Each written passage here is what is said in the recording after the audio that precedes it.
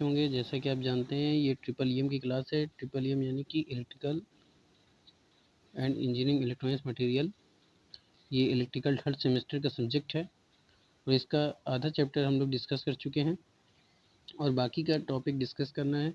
आज का टॉपिक बहुत ही इंपॉर्टेंट होने वाला है, तो वीडियो को बिना स्किप किए ध्यान से पढ़ें। चलिए शुरू करते हैं आज का टॉपिक। लेकिन शुरू करने से पहले गुजारिश है कि इस चैनल को ज़्यादा से ज़्यादा लाइक करें और शेयर करें। जो मेरे चैनल पे नए विजिटर हैं, जो मेरे चैनल पे अभी आए हैं, वो फटाफट से शेयर कर दें, सब्सक्राइब कर दें और बेल आइकन ऑन कर दें ताकि उनको मेरी वीडियो की नोटिफिकेशन मिलती रहे। चलिए शुरू करते हैं आज का टॉपिक।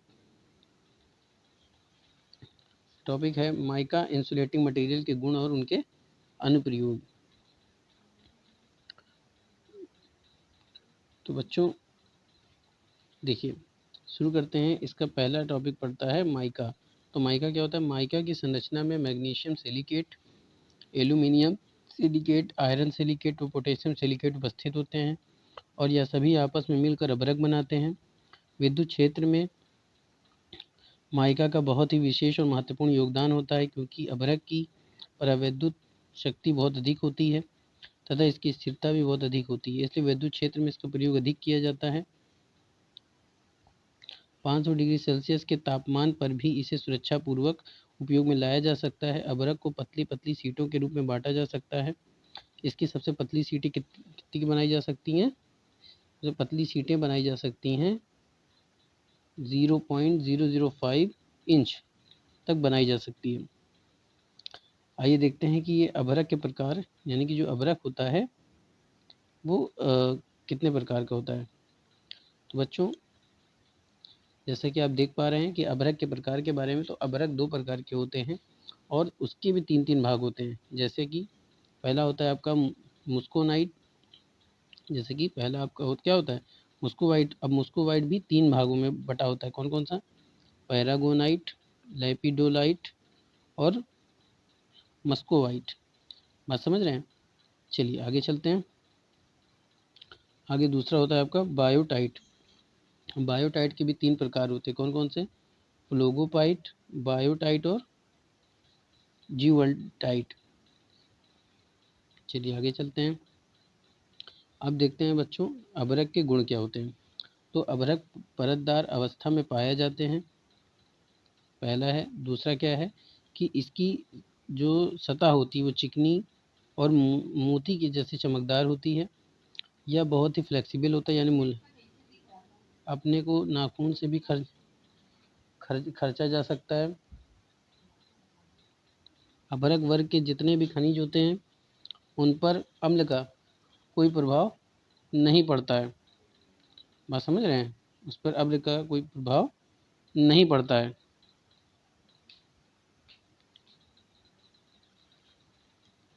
अभ्रक वर्ग के जितने भी खनिज होते हैं उन पर अम्ल का, यानी कि जो केमिकल का क्या होता है, कोई इफेक्ट नहीं पड़ता है। ये आगे देखते हैं कि जो मैग्नीशियम होता है, sodium, calcium, lithium, titanium, chromium तथा अन्य तत्व भी अभ्रक में उपस्थित होते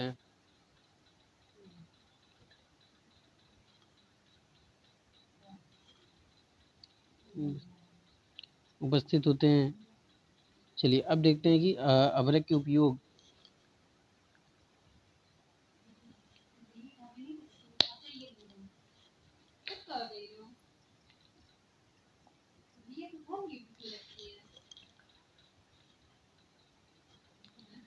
चलिए आगे चलते हैं।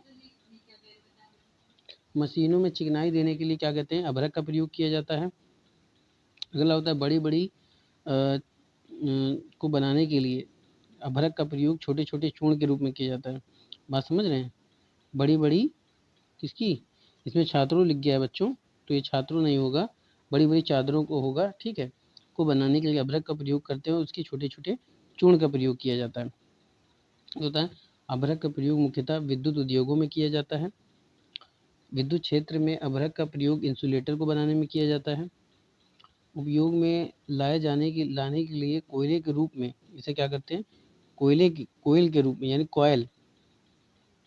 इसको कॉयल की बात हो रही है, COIL, यानी कॉयल के रूप में इसे हम क्या कर सकते हैं? रख सकते हैं। चलिए आगे चलते हैं। आगे है कि अभ्रक का प्रयोग कंडेंसर कंप्यूटर, टेलीफोन, डायनेमो आदि को बनाने में किया जाता है। माइका क्या होता है? एक अभ्रक का प्रयोग लैंप की चिमनी, स्टोर में किया जाता है। समझ रहे हैं? लैंप की चिमनी स्टोर में किया जाता है। इसको ठीक कर लीजिए, ये आपका भारतीय नहीं होगा, स्टोर में किया जाता है क्योंकि यह पारदर्शी और तार के रोधक होते हैं। आगे माइका का उपयोग रंग बनाने में किया जाता है। यह रबड़ उद्योग में किया जाता है इसका उपयोग। चलिए आगे चलते हैं। एस्बेस्टॉस क्या होता है? तो बच्चों यह एक प्राकृतिक रूप में पाया जाने वाला रेशेदार खनिज पदार्थ होता है। इसके अंदर ऊष्मा रूढ़ी पदार्थ के गुण होते हैं। एस्बेस्टॉस की संरचना में कैल्शियम व मैग्नीशियम के सल्फेट और थोड़ी मात्रा में एल्यूमिना और आयरन ऑक्साइड उपस्थित होते हैं। सबसे अधिक एस्बेस्टॉस कनाडा में पाया जाता है। बात समझ में आ रही है? चलिए आगे चलते हैं। एस्बेस्टॉस कई रूपों में मिलते हैं, जिनमें क्राइसोलाइट नामक एस्बेस्टॉस बहुत ही महत्वपूर्ण होता है, जो अपने गुण के कारण व्यावसायिक दृष्टि से काफ़ी अच्छे माने जाते हैं, क्योंकि क्राइसोलाइट एस्बेस्टॉस के रेशे काफ़ी बारीक होते हैं और इनकी तानन समर्थ प्रत्यास्थता व लचीलापन भी अधिक होता है। एस्बेस्टॉस की कई और क्वालिटी भी पाई जाती है जो दक्षिण अफ्रीका में पाए जाते हैं। यह एस्बेस्टॉस भंगुर होते हैं तो कहीं इनमें रेशे की कमी भी होती है। समझ में आ रही है? चलिए अब देखते हैं कि एस्बेस्टॉस के गुण क्या होते हैं। आइए इसको डिस्कस कर लेते हैं। तो देखिए क्या होता है? ऊष्मारोधी पदार्थ का रंग सफ़ेद, भूरा व बादामी होता है। इस एस्बेस्टॉस का गलनांक 1200 डिग्री सेल्सियस से 1550 डिग्री सेल्सियस होता है। जो एस्बेस्टॉस होता है मुलायम होता है, जिसे आसानी से काटा जा सकता है तथा छिद्र किया जा सकता है। एस्बेस्टॉस का घर्षण गुणांक क्या होता है? उच्च होता है। चलिए आगे देखते हैं। इस पद्धति की डाइलेक्ट्रिक सामर्थ्य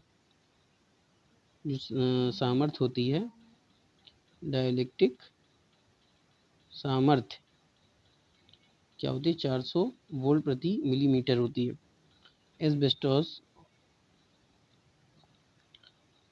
एस्बेस्टॉस और दहनशील व अग्निशा पदार्थ होते हैं। यानी एस्बेस्टॉस जो होता है वो दहनशील और अग्निशा पदार्थ होता है।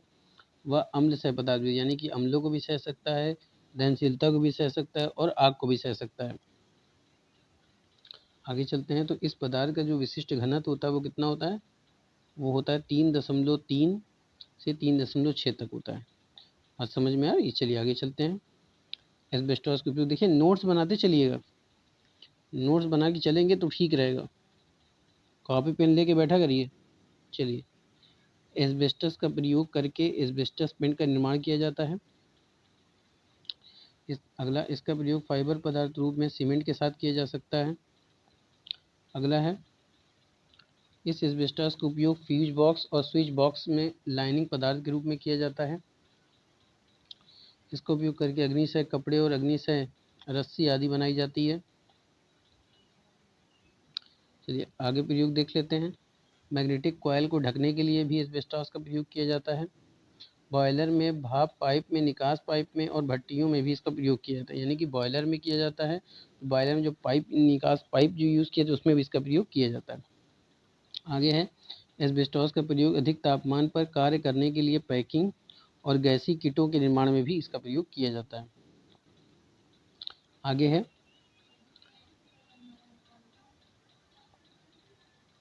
एस्बेस्टॉस के पाउडर रूप में पानी के साथ मिलाकर पेस्ट बनाया जाता है और उसे पेस्ट को छोटी भट्टियों व बेरिंग मेटल व सेल्स में बनी हुई दरारें चित्रों को भरने में किया जाता है।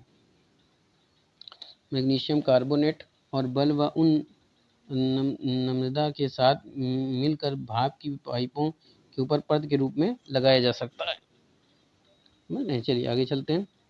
अब देखते हैं हमारा सिरेमिक मटेरियल क्या होता है। तो सिरेमिक शब्द ग्रीक भाषा से लिया गया है, जिसका अर्थ होता है कुम्हार द्वारा उपयोग किया जाने वाला पदार्थ। क्या होता है? यह शब्द इलेक्ट्रिक सिरेमिक के लिए लागू नहीं होता है, जिसमें क्रिस्टलीय कंपोनेंट होते हैं जो एक साथ विट्रोस मैट्रिक द्वारा बंधे होते हैं। सिरेमिक पदार्थ ठोस, कठोर, सघन, भारी, शक्तिशाली, भंगुर, अक्रिस्टलीय, रासायनिक प्रभावों से मुक्त, उच्च गलनांक आदि गुणों से क्या होते हैं? परिपूर्ण होते हैं। आइए अब इसके गुण के बारे में जान लेते हैं। तो बच्चों पहला है, ये जो सिरेमिक पदार्थ होता है ये सूख जाने पर क्या होगा? भंगुर हो जाता है।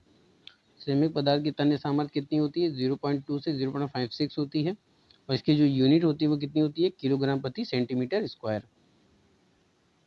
चलिए आगे बढ़ते हैं। कई ऐसे सिरेमिक पदार्थ होते हैं जो तापमान पाने पर सुपर कंडक्टिव की तरह कार्य करते हैं। जो विशिष्ट घनत्व होता है वो कितना होता है बच्चों?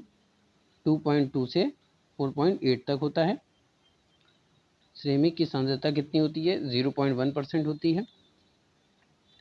सिरेमिक पदार्थ के अंदर पानी को अवशोषित करने की क्षमता 0.5% से 2.5% होती है।